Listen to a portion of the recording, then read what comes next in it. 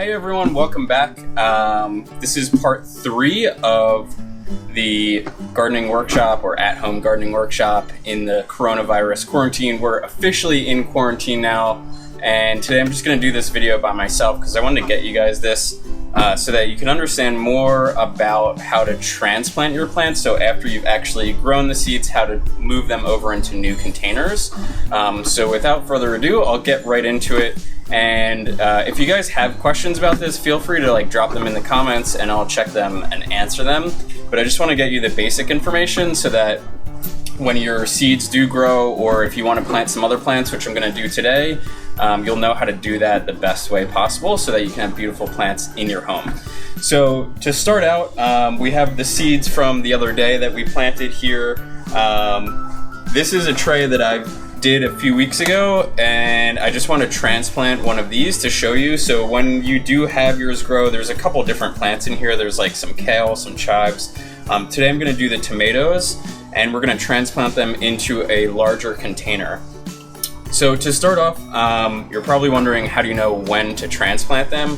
And basically it's when they're established, they have real leaves. So you'll notice every single plant, when you grow them from seed, they're gonna have like initial seeds, which are actually part of, like if you've ever seen a bean and it splits in half, those are actually the seeds. Like each side of that is the leaf of the seed. And that's gonna be the first leaf that comes out. And then after that, you're gonna grow true leaves, which look like the actual leaves of the plant. The initial leaves look a little bit different. They look like usually just completely round. They don't have much shape to them. So you wanna wait till you have true leaves on the plant. And then if you're in like these ones, which are like 1-inch cells, you really want it to be like filling that cell with roots as much as possible. So you would consider that root bound. So that's actually the basic idea of transplanting. A plant can live in any size container until about its root bound or just before that.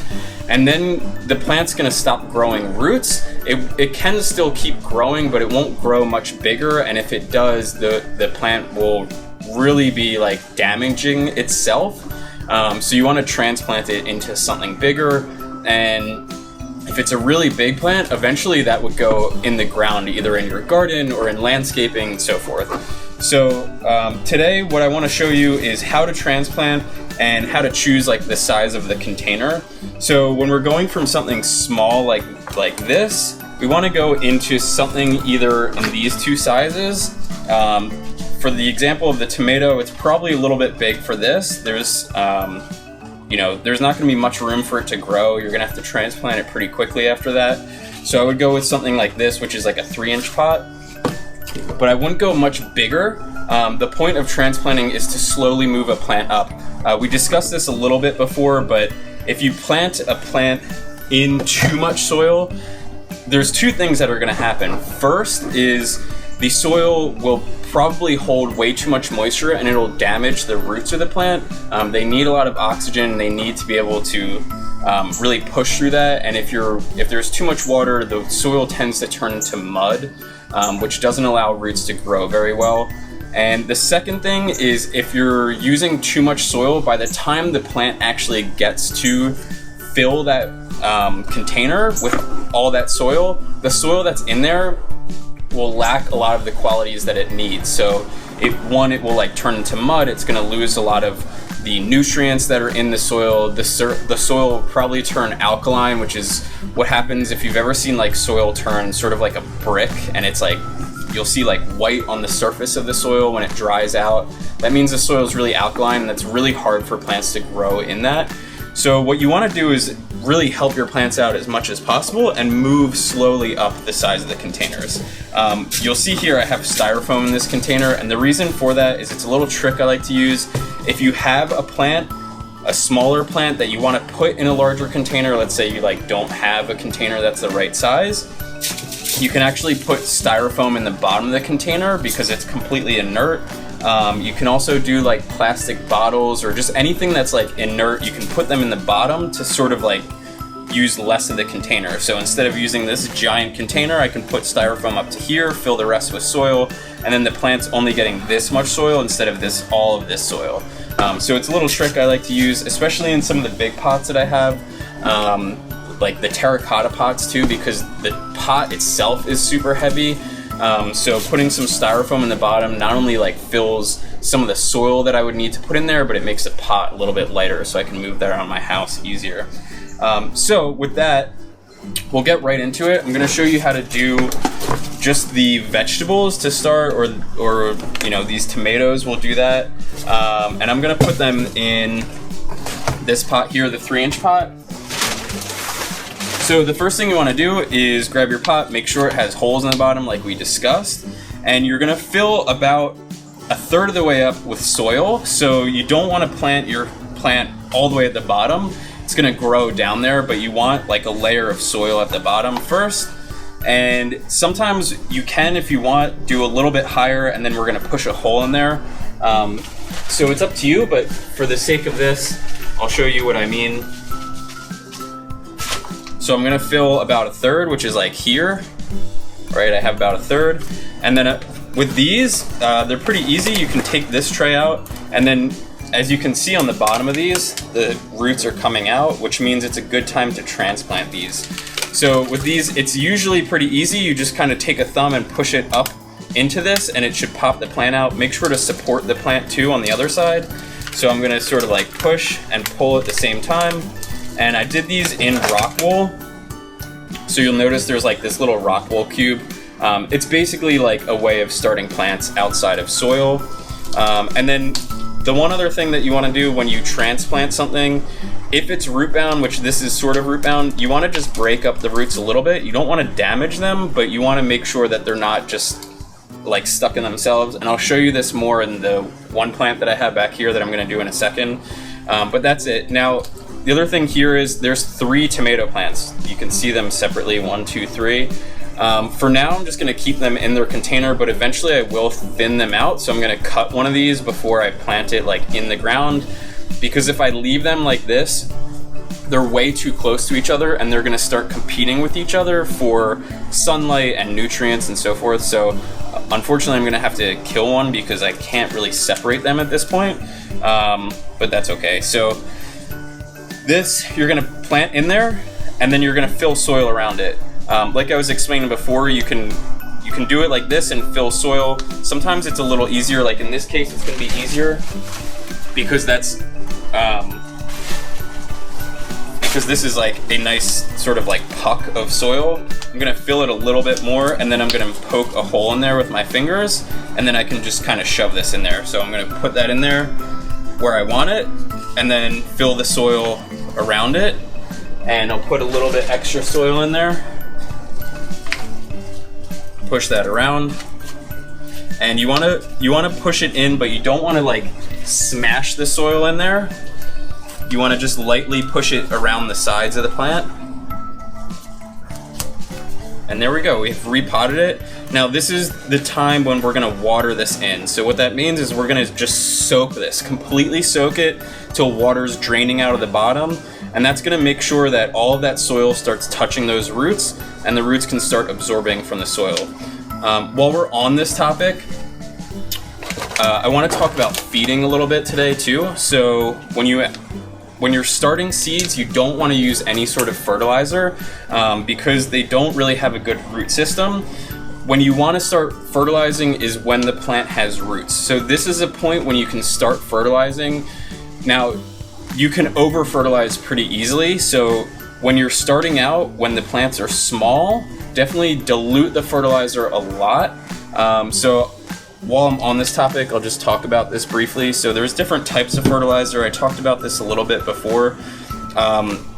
This is one called Fox Farm, and there's really like primarily 2 different fertilizers. There's one for vegetative growth and one for flowering or fruiting. And the difference is going to be in the numbers here. So if you notice the ratios here, so this is 644, and it stands for NPK, which is nitrogen, phosphorus, potassium. Something that's higher in nitrogen is going to be better for growth, like vegetative growth, growing leaf matter. And then if you look at this one, it's 0.5.7, so there's no nitrogen, and it's all potassium and phosphorus. This is going to be good for flowering or fruiting. So this is gonna actually give the plant nutrients to produce like tomatoes or produce the flowers that you see on it. So you're really gonna have a separation in nutrients primarily in these two types. These are liquid nutrients which you mix with water and you give them to the plant while you're watering. If you're just getting into gardening and so forth, I wouldn't recommend starting with this. What I would recommend is something like this, which is like a slow release fertilizer. And basically these are just pellets that you layer on the top of the soil after you planted it. So I could put some on here, and they're gonna slowly release nutrients into the soil every time that you water. There's a really good company called Osmocote. They make this sort of stuff. This is not Osmocote. You've probably seen them before. They're like a tan color. Before I knew anything about plants, I used to think they were like weird insect eggs or something, but it's actually fertilizer. So it's a slow release fertilizer. You just sprinkle a little bit on the top of the plant and it'll fertilize the plant every time you water. This is super easy for beginners. And then when you're actually doing fruiting the plants, you want to use like a fruiting fertilizer. Also, if you are growing plants that you're going to eat, you want to make sure that the fertilizer is organic, and that you really flush the plant with water, just water, for like a week to 2 weeks before you start harvesting anything to get all the fertilizer out of there. So that's a simple way to sort of fertilize your plants. So that's really it. In terms of transplanting your seedlings, it's really that easy. You're just going to water this in. I'm not going to do it right now. Maybe at the end I'll water, but you just want to soak this till it drains completely out and like really, really soak it in. And then you can put this in a sunny spot and it'll keep growing. All right, so the next thing I want to do is a little aloe plant. I have a ton of aloe. Down here in Florida, aloe grows like wild, and you can actually really just like neglect it. This is one that I just pulled from a plant out front, and aloe is awesome because it grows these pups. So I have like a massive aloe plant and there's tons of little pups on it, and you can just like pull one out. It has the roots on it already. And I'll just show you how I replanted it, or how I'm gonna replant it. This pot I got from Target. It was like $5. It's a really cool pot because it's self-watering. So there's a little rope in the bottom, and this is gonna like suck up moisture from the water tray. So it goes like this, and the water is gonna suck up through here and water the soil. So the one thing I wanna make sure of is that I get this rope kind of pulled up when I put soil in there. So it's the same process with the aloe. I'm just gonna put some soil in there. Again, with this one, I'm gonna put like a decent amount in there. I wanna get this little rope, wherever it is. Now I can't find it, of course. Here we go. All right. So same thing, I have the rope in there, and I wanna just poke like a little hole in there for the aloe. And I'm gonna make sure I protect the roots, so when you push it in, don't just like jam the roots down in there, because if you break the roots, it's gonna take time to like grow more roots. So you wanna really protect those as you push it in there, and just be gentle with it. Push it in there, and then just add some more soil.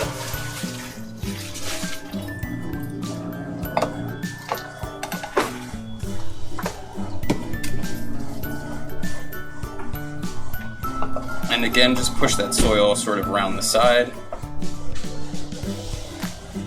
When you're adding soil too, you can add like a little bit extra, because when you water this in, that soil is going to compress a little bit more. So if you feel like you're overfilling soil a little bit, like up to the brim, it's okay. It's going to compress a little bit over time.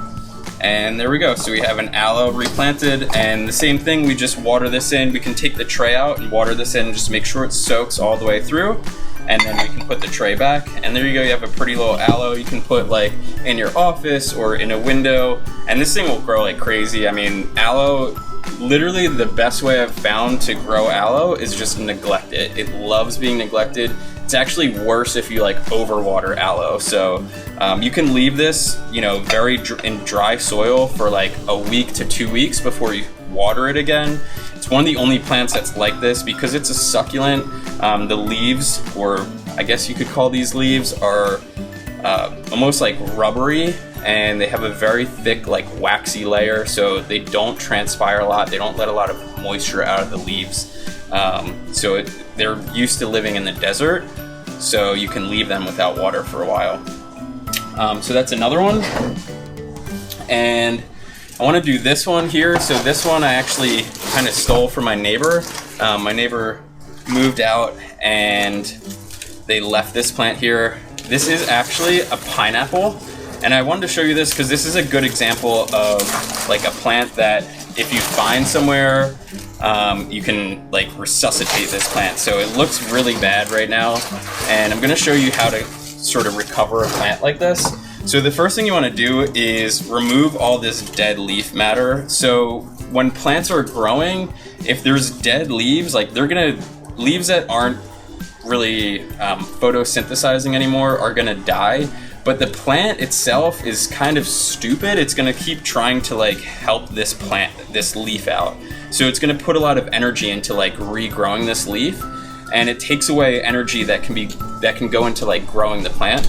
So when you get a plant like this, if it has like tons of leaves, the first thing you want to do is just cut all of this stuff off. You want to get rid of all this dead leaf matter, because it's really wasting energy. I mean, a lot of it's just pulling off at this point, but it's wasting so much energy that this plant can be using to grow.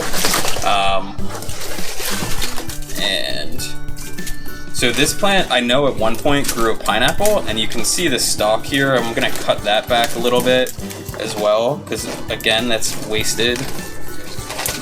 Helps to have a pair of really good scissors, because some of this stuff, I don't even know if I'm gonna be able to cut this. I might not be able to. There you go. So we're gonna cut this back, and it looks like a lot of it. Move this off the table here. All right, so I'm gonna cut the ends too. So if you see like the ends, these are all kind of dying. Now, we have this plant and there's a lot of like really huge leaves, but if you notice in the middle, this is where it's really growing a lot. So you see like the difference. You might be able to see a little bit of the difference in like healthy plant material and like new growth, which is in here, and old growth. So typically new growth is lighter. So you'll see like the really light color on plants is going to be where they're growing right now, and the older stuff is darker green and even yellowing. So for this plant, because I really want to focus it on growing the new growth and like rejuvenating this plant, I'm going to cut all of the old growth off, because at this point it's not really photosynthesizing. All this yellow means that it's not really, there's no chlorophyll in here, so it's lacking what it needs to produce energy for this plant. So instead of wasting more energy on these big leaves, I'm gonna actually cut them all back and just leave like the fresh new growth, so that all the energy can be focused on that growth and producing, you know, this plant into something bigger. So again, I'm just gonna cut all of this back all the way to like really that center part there, because I just wanted to focus on that new growth and putting out new leaves, which are going to help this plant photosynthesize more and grow a lot faster.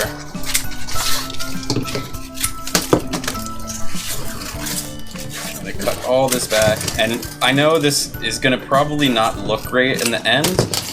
Usually cutting back some of the dead leaves will make the plant look better, but in this case it might not look that great. Let's see.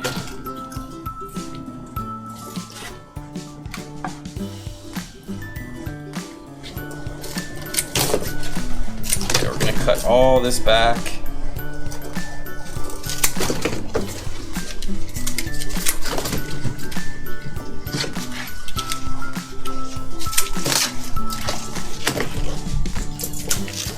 So we really just have like this little chunk, and this is all the new growth right here. So that's all I really wanted to save. And you can see this plant doesn't have that much root mass either, because it was so dry and it was focusing so much energy on growing leaves that it didn't focus any energy on actually growing roots. So at this point, I can take this plant and plant it in some soil, and I'm gonna use this pot over here actually, because that should fit pretty well. Yeah, I think that'll fit. So again, we're gonna just fill this with soil.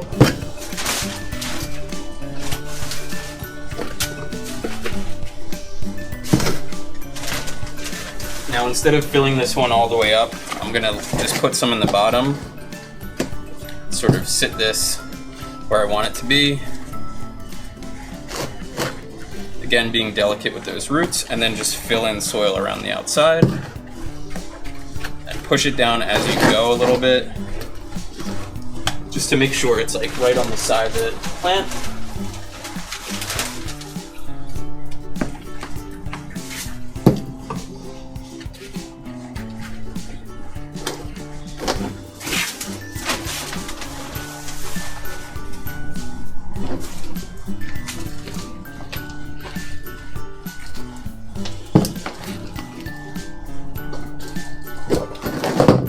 Go. And again, the soil looks a little high, which it might be a little bit, but it's going to compress a bit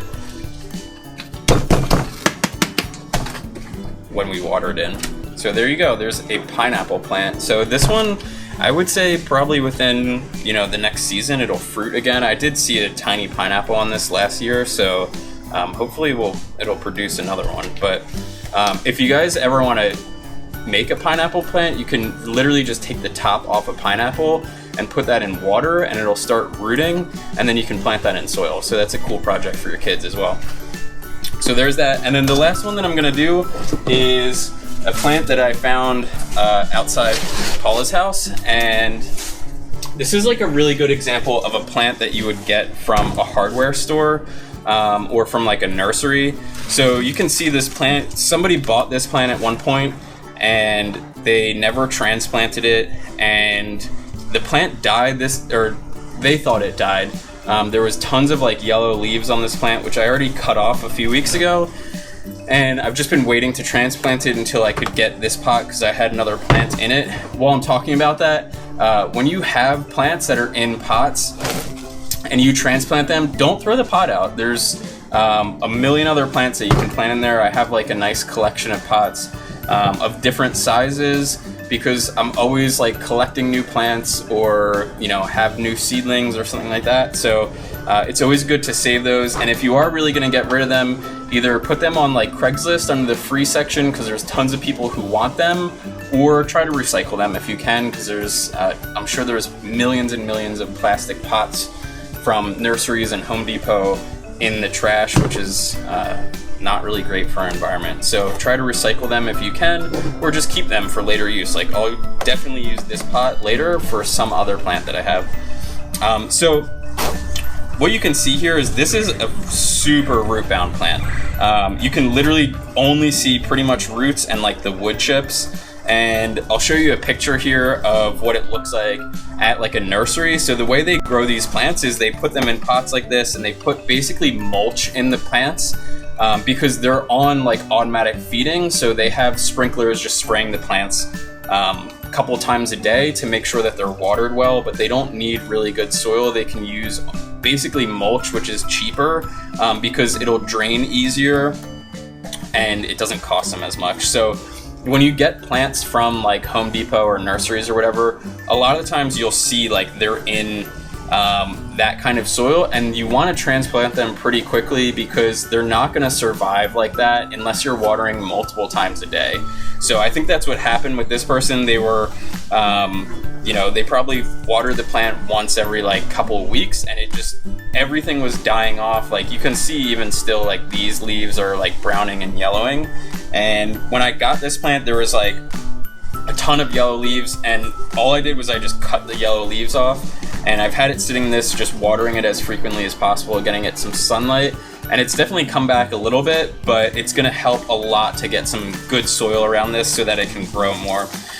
So the first thing that we want to do is sort of try to separate this. So sometimes you may have to like squeeze the plant a little bit to get it out and just give it a little shake. So you can see this is what a root bound plant looks like. Like literally the roots are bound because there's no more space for them to go anywhere. They're just wrapping around themselves completely. So when you get a plant like this, you want to just break up the roots a little bit. You don't want to damage them too much, but you want to break them up so that they're not just going to keep wrapping around themselves. You want them to start growing outwards.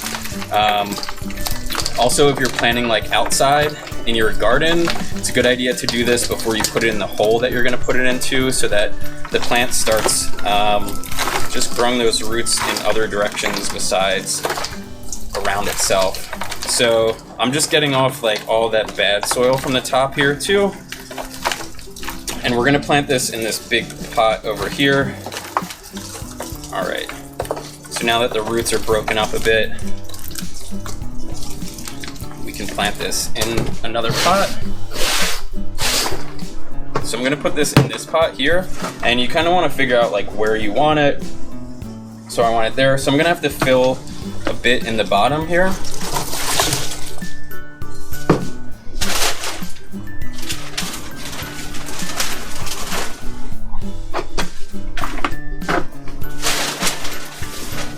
And just so you guys know, this is the same soil that I was using for the seedlings. It's just an indoor-outdoor mix with a lot of perlite and peat in there. So I put in about, I don't know, 6 inches of soil, and I'm just gonna make a little pocket in the middle where I want this to go. Seed it in there. I think that's good. I want it sort of centered. You don't have to have plant centered, but so I'm gonna do this one. And just fill this soil in. So when I do this, if you notice like in this pot, there's room around the sides, but I wanna make sure I get soil all the way around the sides, packed in there so that it's touching the roots. Because if there's gaps in there, the roots won't grow through that. So I'm gonna basically just slowly work this soil in around the sides.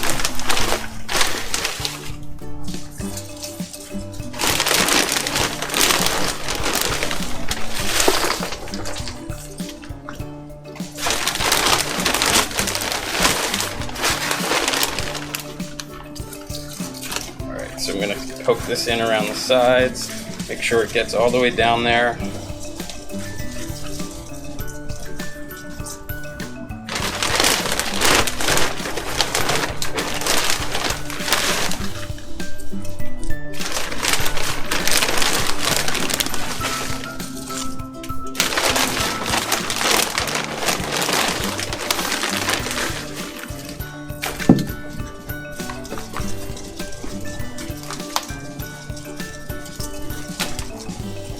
Perfect. So there we go, it's all set, and this plant will be loving this new soil in no time. Again, we're just gonna water this in, completely soak it so the soil goes down, and make sure that, you know, water is touching all those roots, and that's it. So I hope that helps you guys. Sort of the basics of transplanting. If you do have any questions, please feel free to write them in the comments below, and I'll be happy to answer those for you, or just direct message myself or Paula, and I'd be happy to answer those for you. So thank you again for watching, and enjoy your gardening.